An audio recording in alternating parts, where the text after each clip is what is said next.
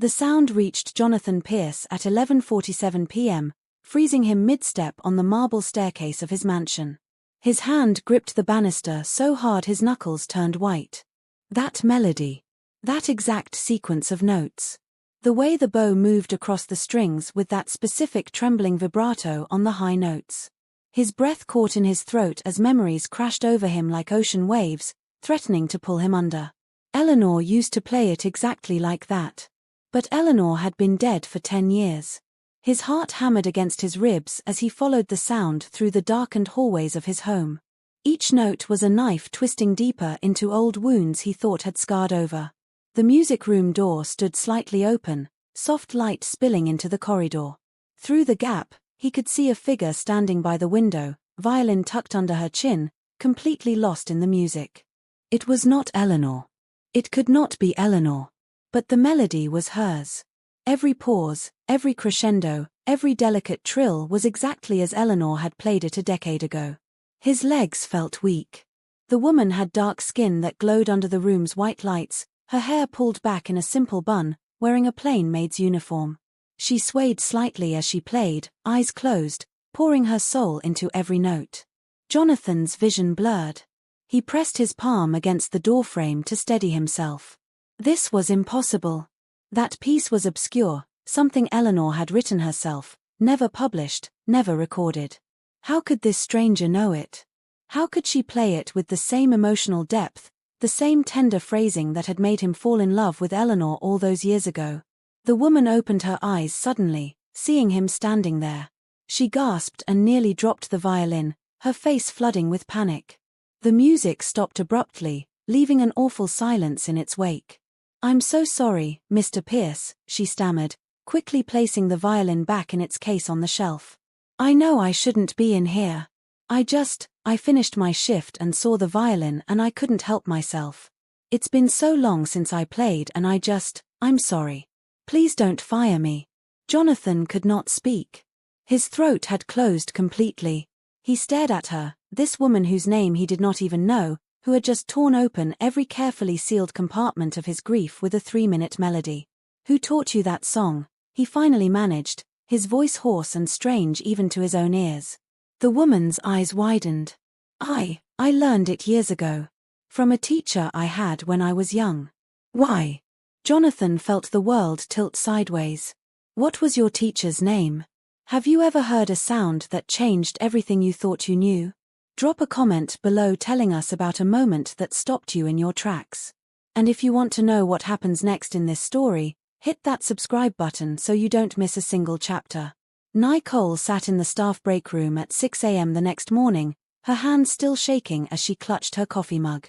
She had barely slept, replaying that terrifying moment when Jonathan Pierce found her in his music room.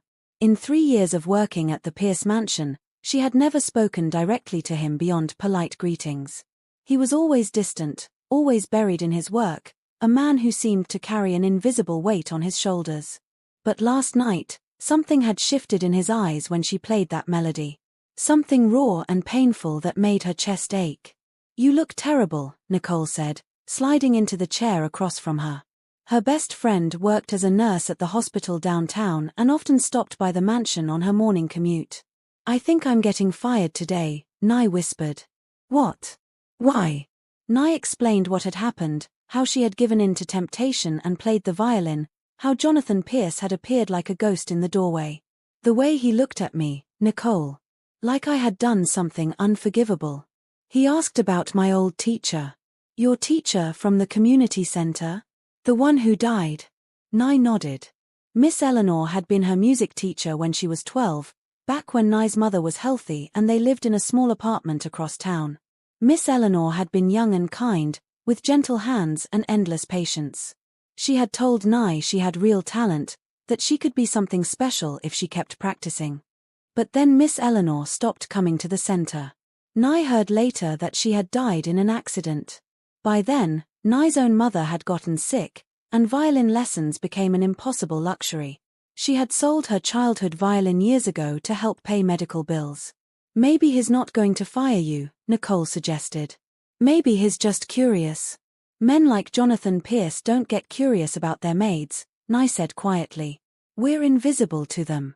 But Jonathan Pierce spent that entire morning unable to focus on anything except the woman who had played Eleanor's melody.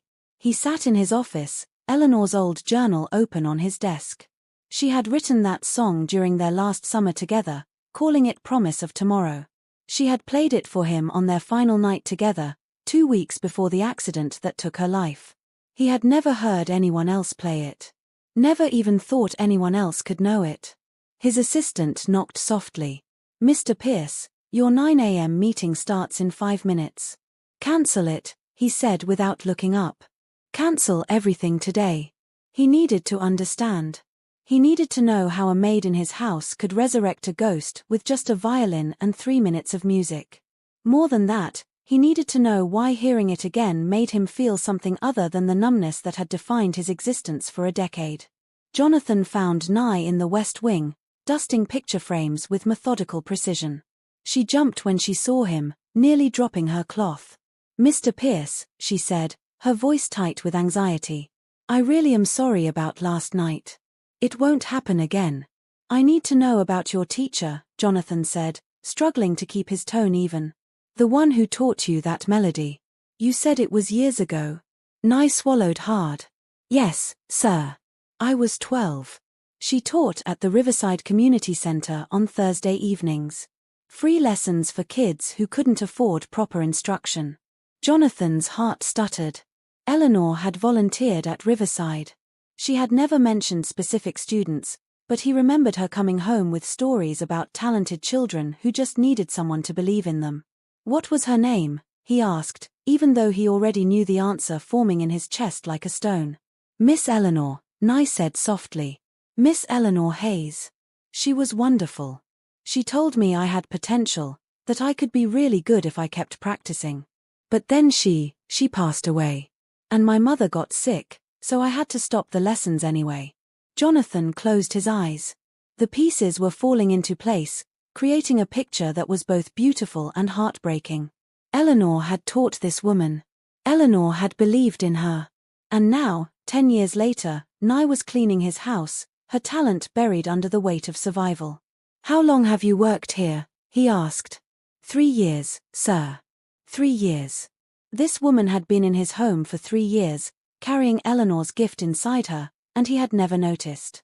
He had walked past her countless times, never seeing her, never recognizing the connection that tied them together through a woman they had both lost. "Why did you stop playing?" he asked. Nye's eyes glistened. "My mother has stage 4 cancer. The treatments are expensive. I work here during the day, and I have a night shift at a diner on weekends. There's no time for music anymore. And honestly, it hurts too much. Every time I pick up a violin, I remember everything I gave up." Jonathan felt something crack open inside his chest, something that had been frozen solid for 10 years. This woman was living proof that Eleanor's kindness had mattered, that her time on Earth had created ripples that continued long after she was gone. Nye carried Eleanor's legacy in her fingertips, in the way she drew the bow across the strings. "I want to help you," Jonathan said suddenly. The words came out before he could think them through, but once they were spoken, he knew they were right. "I want to help you get back to music." Nye stared at Jonathan Pierce, certain she had misheard. "I'm sorry, what?" "I want to help you," Jonathan repeated, his voice stronger now. "Eleanor would have wanted that. She invested in you, saw your potential.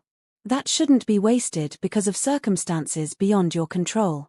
"Mr. Pierce, I don't understand," Nye said, her heart racing. "Why would you do that?"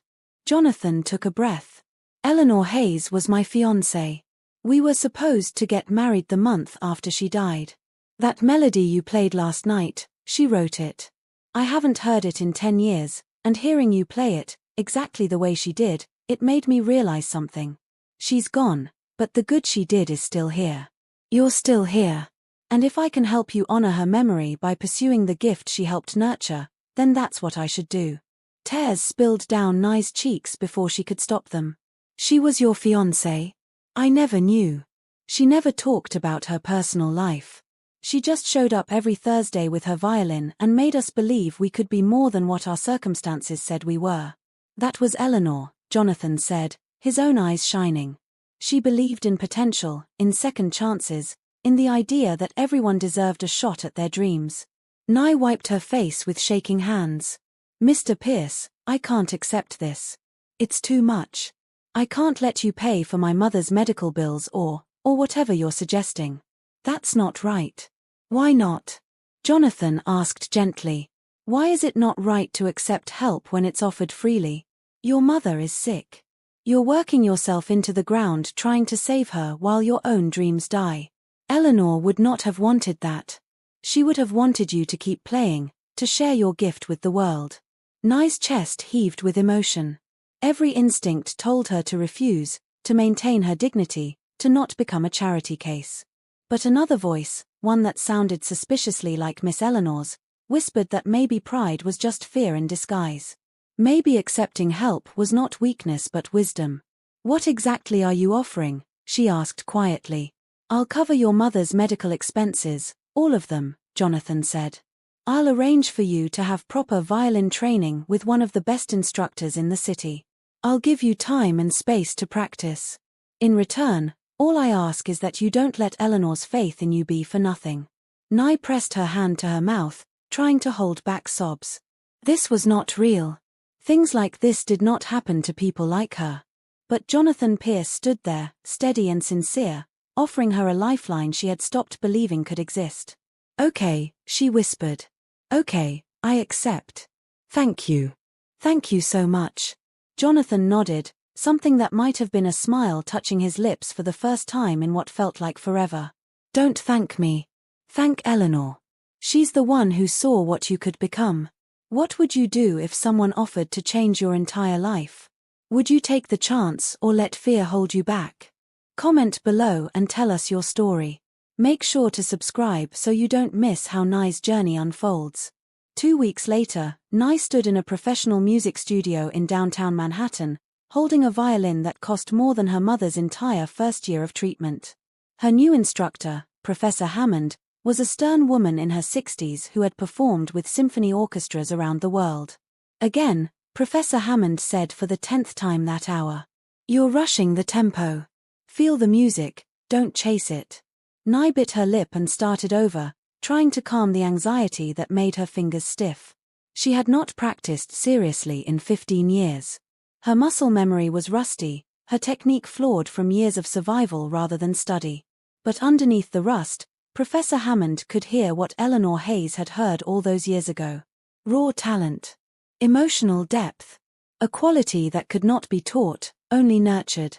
Jonathan watched from the observation room, his chest tight with an emotion he could not name. He came to every lesson, unable to stay away. Watching Nye reclaim her gift felt like watching Eleanor's legacy come to life in real time. After the lesson, Nye found him waiting in the hallway. You don't have to come to every session, she said gently. I'm sure you have more important things to do. I want to be here, Jonathan said simply. They walked to a small cafe nearby, something that had become their routine after lessons.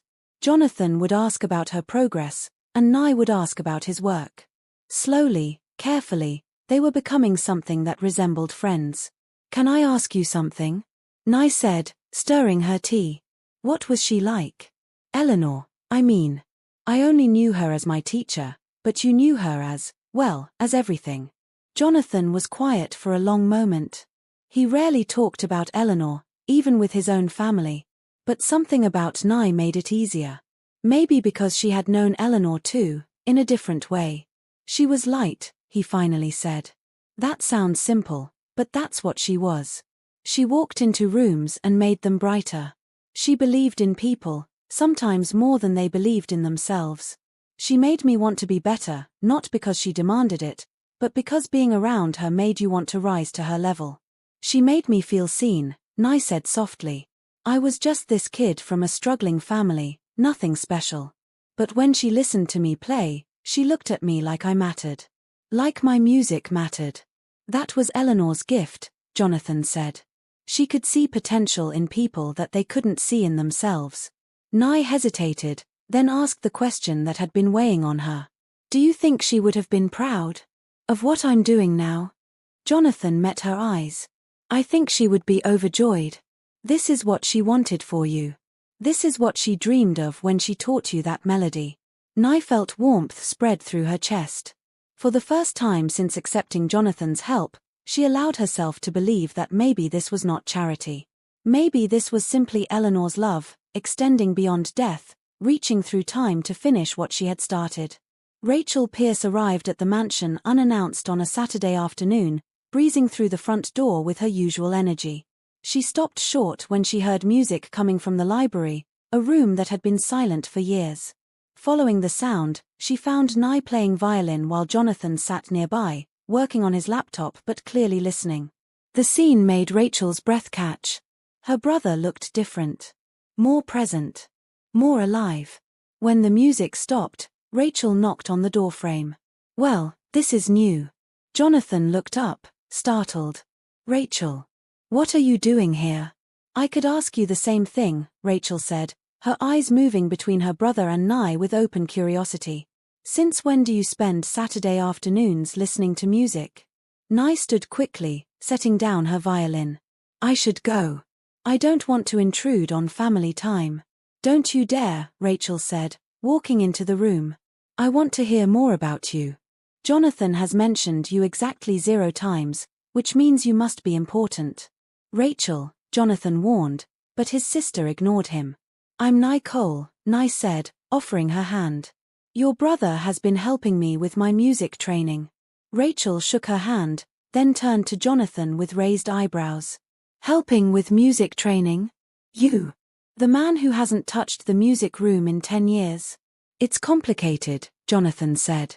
"It's actually pretty simple," Rachel said, settling into a chair.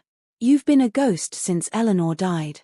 And now suddenly you're sitting here on a Saturday, listening to violin music, looking more like yourself than you have in a decade. So forgive me for being curious." Nye shifted uncomfortably. "I should really give you two privacy." "Please stay," Rachel said warmly. "I promise I'm not as terrifying as I seem. I'm just protective of my brother. He's been through a lot, and I worry about him. Eleanor was my teacher," Nye explained quietly. "When I was 12. Your brother found out and, well, he's been incredibly generous in helping me return to music." Rachel's expression softened immediately. "Eleanor taught you? She would have loved knowing you're playing again. She talked about her students all the time, how much potential they had. She changed my life," Nye said. "Even though I only knew her for a year, what she taught me stayed with me.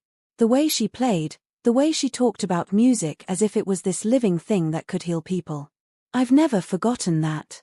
Rachel looked at her brother, seeing the emotion in his face. This was healing him.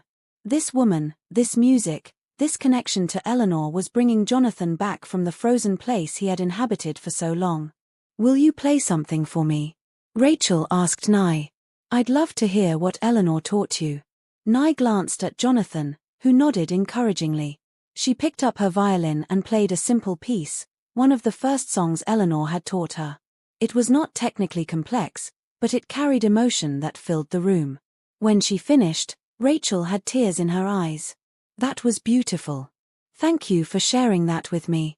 Later, as Rachel was leaving, she pulled Jonathan aside. "Don't let this one go," she whispered. "Whatever is happening here, it's good for you. You're coming back to life."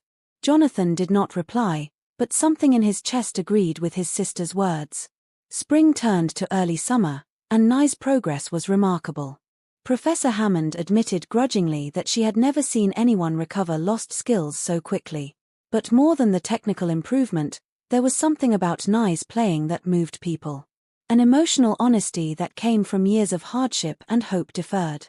Jonathan found himself spending more time with Nye outside of lessons.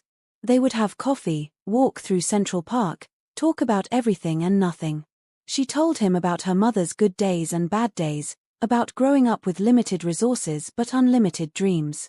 He told her about the pressure of running a business empire, about feeling lost after Eleanor died, about forgetting how to be human instead of just successful. One evening, they sat on a bench near Bethesda Fountain, watching the sunset paint the sky in shades of purple and orange. "I never told you the full story," Nye said suddenly. "About why I had to stop playing." Jonathan turned to her, listening. When my mom got sick, I was 16, Nye continued. We lost our apartment, had to move into a shelter for a while. I sold everything I owned, including my violin. The one Miss Eleanor had helped me get from a donation program. I remember the day I sold it, feeling like I was selling a piece of my soul. But my mom needed medicine, and I needed to eat. So I let it go. I'm sorry, Jonathan said quietly. The thing is, I thought I would hate you for giving me all this, Nye said, gesturing broadly at her life now. I thought I would feel small, like charity. But I don't. I feel grateful. I feel like maybe there's a reason I met Miss Eleanor when I did, and a reason you found me playing that night. Like maybe some things are meant to come full circle. Jonathan felt his heart beat faster. I've been thinking the same thing. When Eleanor died, I thought my life was over. I kept going through the motions, building companies, making money, but I was empty inside. Then I heard you playing her melody, and suddenly I remembered what it felt like to care about something. Do you think she would be happy? Nye asked. Knowing we found each other this way? I think she would be overjoyed, Jonathan said. She always believed in connections, in people finding each other at the right moment. Nye was quiet, then said, I want to tell you something. About Miss Eleanor. She told me once that she was engaged, that she was going to marry someone who made her believe in forever. She said that when you find someone who sees you completely, you hold on to them with everything you have. I didn't understand then. I was just a kid. But I understand now. Jonathan's throat tightened. She said that? She did. And then she told me that someday I would find my own person, someone who would see my music and understand my heart. She said I should never settle for less than that. Jonathan reached over and took Nye's hand. It was the first time they had touched beyond polite handshakes, and the contact sent electricity through both of them. I need to tell you something, Jonathan said. I've been doing research, trying to understand the connection between you and Eleanor. I found some things in her journals. Things I think you should see. The next evening, Jonathan invited Nye to his private study. The room was lined with books and photographs, a space that felt intimate and sacred. On his desk sat 3 leather journals, worn from reading and rereading. These are Eleanor's diaries, Jonathan explained. I've kept them all these years but barely looked at them. It hurt too much. But after meeting you, I started reading again. Looking for mentions of her students, of the community center. Nye's hands trembled as she sat down. And you found something? Jonathan opened one journal to a marked page and slid it across the desk. Read this. Nye's eyes scanned Eleanor's neat handwriting. The entry was dated 16 years ago, just a few months after Nye had started lessons. There's a girl at the center named Nye who has the most incredible gift. She's only 12, but when she plays, I hear something that takes my breath away. It's not just technical skill, it's soul. She plays like she's speaking directly from her heart.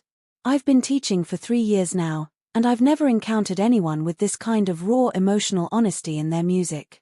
I told Jonathan about her tonight. He asked if I thought she could be professional someday. I said absolutely, if someone gives her a chance. These kids have so much potential, but they need support and belief. I'm going to do everything I can to make sure Nye knows how special she is. Tears streamed down Nye's face as she read. She wrote about me. She really thought I was that good. There's more, Jonathan said gently, opening another journal. This is from a few weeks before she died.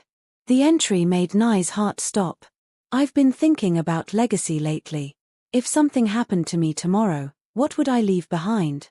I think about Nye and the other students. They're my legacy. The music I've put into their souls, the belief I've given them. I made Jonathan promise today that if anything ever happens to me, he'll find a way to support these kids. He laughed and said nothing would happen, but I made him promise anyway. I want them to have chances I didn't have growing up. I want their dreams to have room to breathe. Nye covered her mouth, sobbing openly now. She made you promise.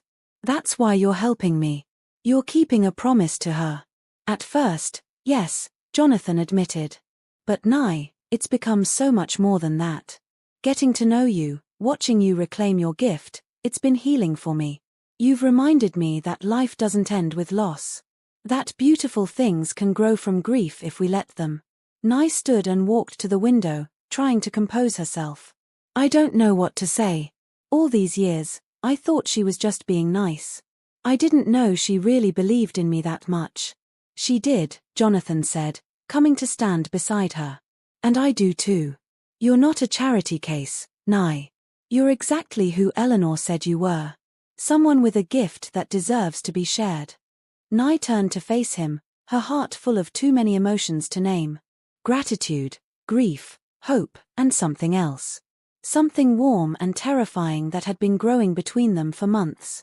Thank you, she whispered. For keeping your promise to her. For seeing me. For giving me back music and hope. Jonathan reached up and gently wiped a tear from her cheek. Thank you for playing that melody. For bringing me back to life. Has someone ever believed in you when you didn't believe in yourself? Share your story in the comments below. And make sure you're subscribed because the final chapters will show you exactly where faith and courage can lead.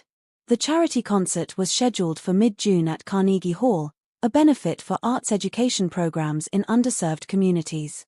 Jonathan had arranged for Nye to perform as part of the program, a moment that terrified and thrilled her in equal measure. The weeks leading up to the performance were intense. Professor Hammond pushed her harder than ever, but Nye could handle it now. She had found her strength again, the confidence that Eleanor had planted years ago finally blooming. You're going to play Promise of Tomorrow, Jonathan told her one evening during rehearsal. The piece Eleanor wrote. I think it's time the world heard it. Nye's hands shook on her violin. Jonathan, that's so personal. Are you sure? I'm sure, he said firmly. Eleanor wrote that song about hope and future and the beauty of taking chances. You embody all of that. It's the perfect piece for you. The night of the concert, Nye stood backstage in a simple but elegant black dress, her violin case in her hands. Nicole was there for support, along with Rachel, who had become a good friend over the past months. You're going to be amazing, Nicole said, squeezing her hands. Your mom is watching the live stream from the hospital. She's so proud of you. Nye's mother had been stable for months now, the expensive treatments working better than anyone had hoped. She was not cured, but she was fighting, and that was everything. Nicole, the stage manager, called. You're up in 2 minutes. Her heart hammered as she walked toward the stage entrance. Then she saw Jonathan standing there, and something in her calmed. I'm terrified, she admitted. I know, he said. But you're ready. Eleanor knew you were special at 12 years old. Imagine how proud she would be seeing you now. Will you be in the audience? Nye asked. Front row, Jonathan promised. I wouldn't miss this for anything.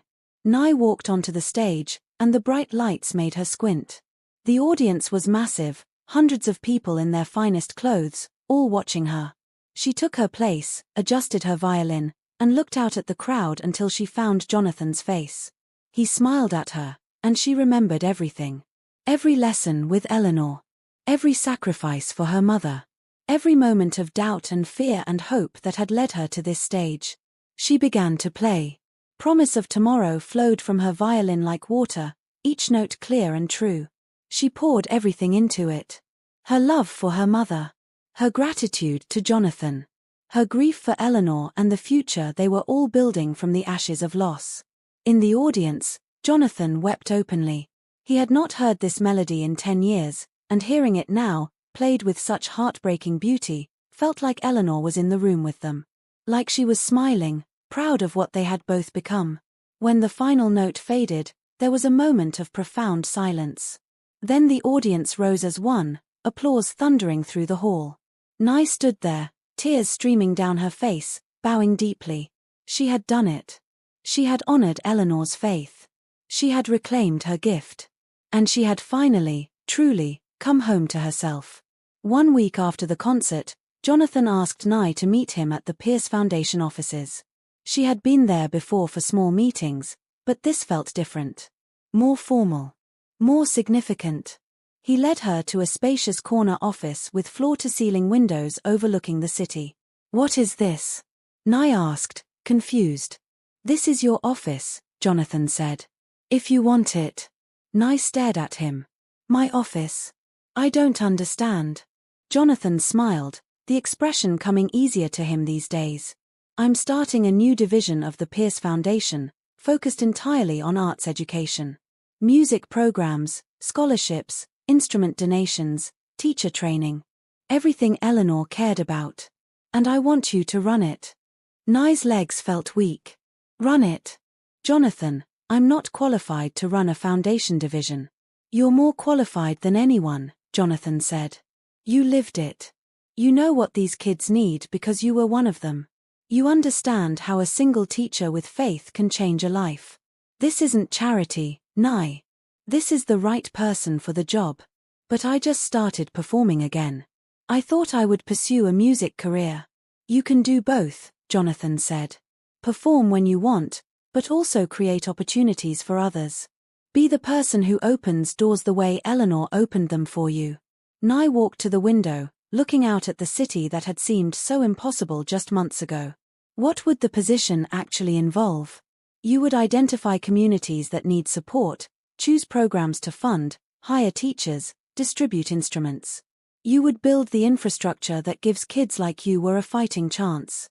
And you would have complete autonomy to run it however you think is best. Nye turned to face him, her eyes shining. And you trust me to do that? Completely, Jonathan said. Eleanor trusted you with her music. I trust you with her legacy. Nye crossed the room and threw her arms around him, hugging him tightly. Jonathan held her, breathing in the scent of her hair, feeling the warmth of her body against his. I accept, she whispered. I accept with all my heart. They pulled back slightly, still close, and suddenly the air between them changed. Charged. Electric. Nye, Jonathan said softly. I need to tell you something. These past months with you have been the best of my life since Eleanor died. You've reminded me that I can feel joy, that I can connect with someone, that my heart still works. And I know I'm falling in love with you. Nye's breath caught. Jonathan. I know it's complicated, he continued quickly. I know Eleanor will always be part of both our stories. But I don't think she would want us to stop living because she's gone. I think she would want us to be happy. Together. Nye reached up and touched his face gently. I've been falling for you too. Every coffee, every conversation, every time you looked at me like I mattered. I was terrified to admit it because it felt like betraying her memory. But you're right. She wouldn't want us frozen in grief. She would want us to choose life. Jonathan leaned down and kissed her, soft and tender and full of promise. When they finally pulled apart, both were smiling through tears. So what now? Nye asked. Now we build something beautiful, Jonathan said. We honor Eleanor by living fully, by helping others, by choosing love even after loss. We take everything she taught us and turn it into something that outlasts all of us. 3 months later, the Eleanor Hayes Arts Foundation officially launched, with Nye Cole as its director.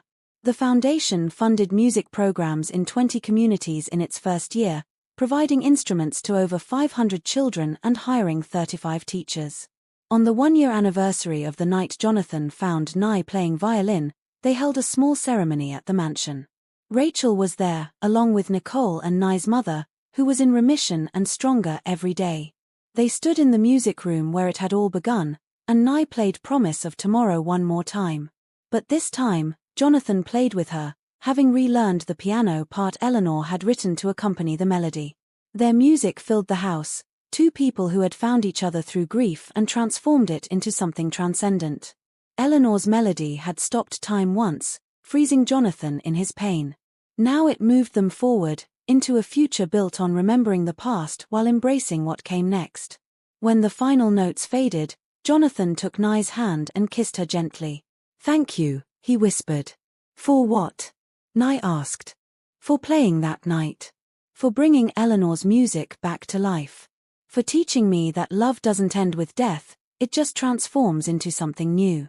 Nye smiled, her heart full. No, thank you. For keeping your promise to her. For seeing me. For giving me back everything I thought I'd lost, and so much more. Outside, the sun set over the city, painting the sky in shades of gold and rose. Inside, two people who had been saved by music held each other close, grateful for loss that led to finding, for grief that made room for joy, and for a melody that had somehow, against all odds, brought them home.